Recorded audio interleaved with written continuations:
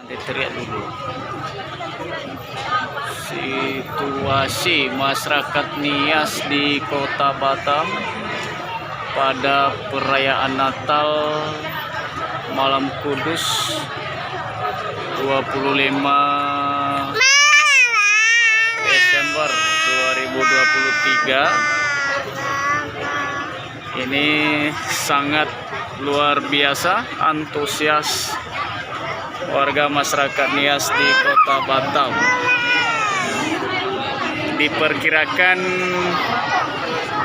warga yang berpartisipasi hadir pada malam kudus, malam Natal malam ini mencapai 15.000 jiwa.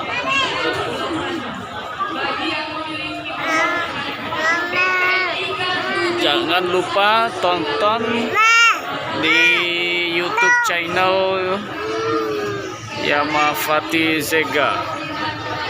Like, comment, dan subscribe.